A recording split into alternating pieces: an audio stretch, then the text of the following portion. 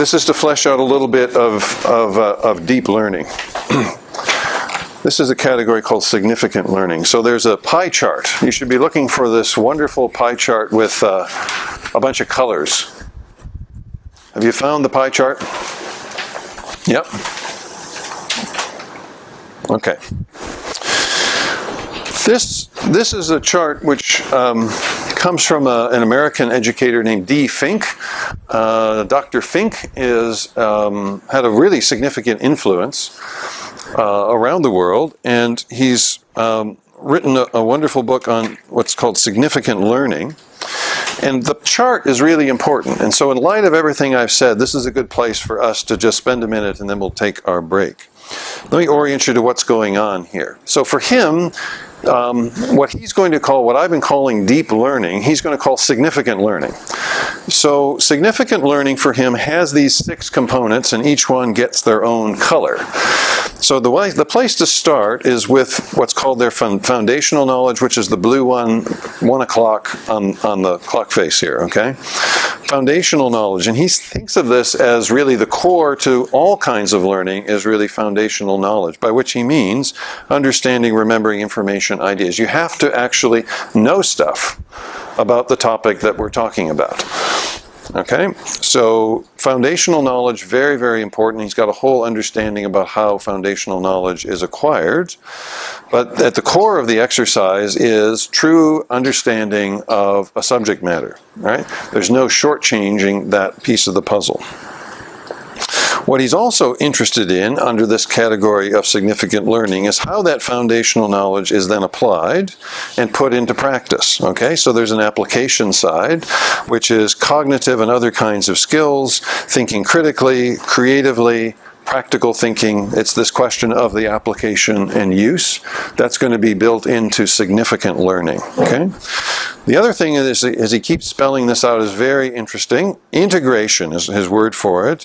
Connecting ideas and life experiences is the key to that, right? So as you're learning this content, whether that's about sharks or whether it's about calculus, the foundational knowledge is there. The ability to apply that and use that in new situations is growing. The ability to then connect that with previous knowledge, connect that with your learning experience in life.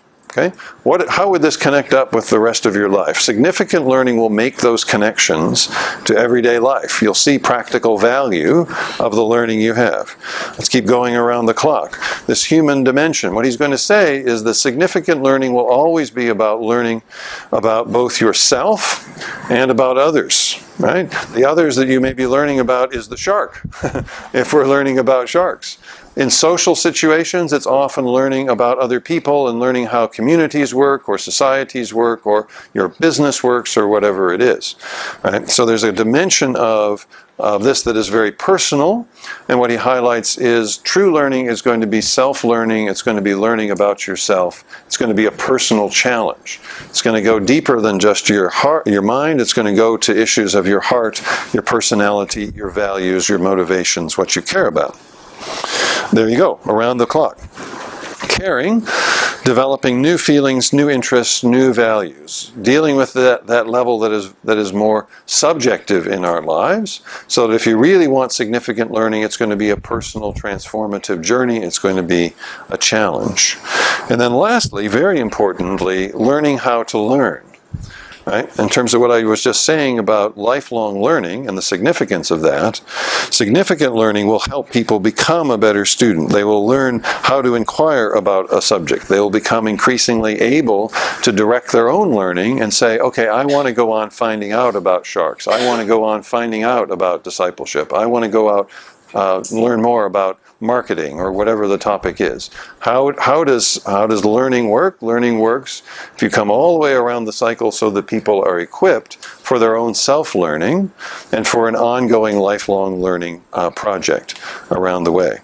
Learning how to learn is essential to the learning task if it is to be significant learning. Okay?